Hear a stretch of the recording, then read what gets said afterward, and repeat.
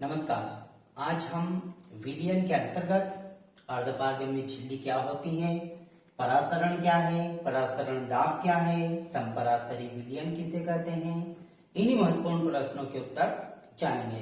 तो आइए जानते हैं सर्वप्रथम अर्धपारगम्य झिल्ली क्या होती है। अर्धपारगम्य झिल्ली तो अर्धपारगम्य झिल्ली वह झिल्ली होती है जो अपने में से केवल विलायक के अणुओं को आने या जाने देती है, विलेय के अणुओं को नहीं। अर्धपारगम्य झिल्ली कहलाती है। जैसे जंतु झिल्ली, पादप झिल्ली, अंडे की झिल्ली इत्यादि अर्धपारगम्य झिल्ली के उदाहरण हैं। अर्धपारगम्य झिल्ली अपने में से केवल विलायक के अणुओं को आने देती है या जाने देती है, विलेय के अणुओं को नहीं। उदाहरण के तौर पर जैसे किशमिश को जल में डाला जाता है तो वह अंतः परासरण के कारण फूल जाता है।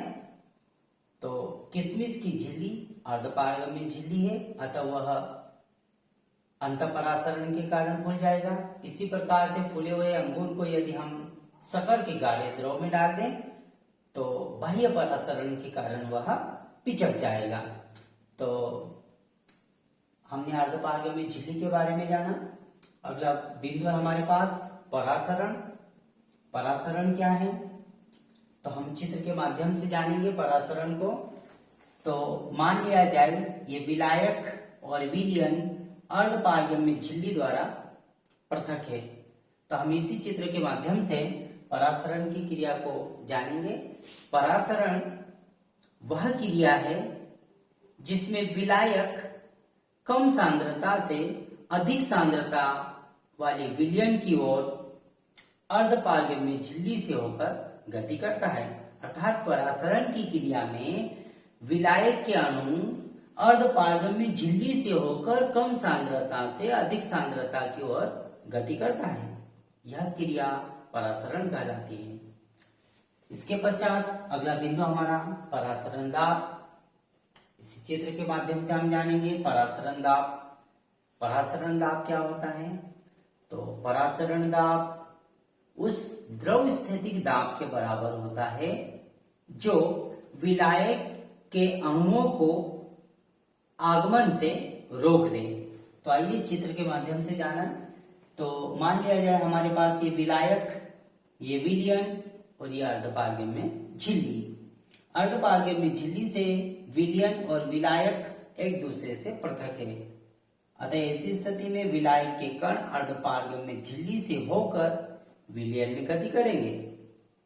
मान लिया जाए यहां से हम पिस्टन से न्यूनतम दाब आरोपित करें और विलायक के अणुओं के आगमन को विलयन में जो आ रहे थे उस आगमन को रोक दे, तो हम पुनः इस प्रकार से परिभाषित कर सकते हैं वह न्यूनतम दाब जो विलायक के अणुओं को अर्धपारगम्य झिल्ली से होकर आगमन को रोक दे, परासरण दाब कहलाता है। इस प्रकार से हम बोल सकते हैं विलायक विलयन में गति कर रहा है, तो जब एक निश्चित सीमा तक विलयन में विलायक के कण चले जाएंगे तो विलयन के द्वारा ही एक दाब आरोपित किया जाएगा विलायक के द्वारा, जिसकी वजह से विलायक के अणु का आगमन विलयन में रुक जाएगा। तो इसको इस प्रकार से बोल सकते हैं वह द्रव स्थैतिक दाब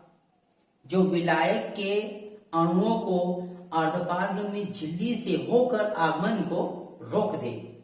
वह द्रव स्थैतिक दाब जो विलायक के अणुओं को अर्धपारगम्य झिल्ली से होकर आगमन को रोक दे, परासरण दाब कहलाता है। हमने अगला बिंदु परासरण दाब समझा। अब अगला बिंदु हमारा समपरासरी विलयन। समपरासरी विलयन किसे कहते हैं। मान लिया जाए हमारे पास ये कोई पात्र है, इसमें अर्धपारगम्य झिल्ली और दोनों सॉल्यूशन अर्धपारगम्य झिल्ली से पृथक है और इनकी सांद्रता मान लिया जाए 10%। मान लिया जाए हम शुगर सॉल्यूशन की बात करें सुगर सॉल्यूशन, और ये भी sugar solution, 10% sugar solution.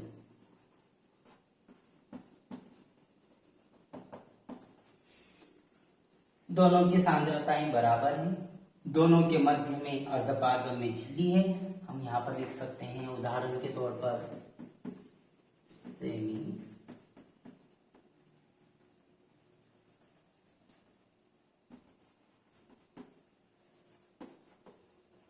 Semi permeable membrane या अर्धपारगम्य झिल्ली। अर्धपारगम्य झिल्ली से दोनों विलयनों को पृथक कर दिया जिनकी सांद्रताएं बराबर हैं। अतः ऐसी स्थिति में अर्धपारगम्य झिल्ली से होकर दोनों विलयन गति नहीं करेंगे। तो इस चित्र के माध्यम से हम समपराशरी विलयन को आसानी से समझ सकते हैं।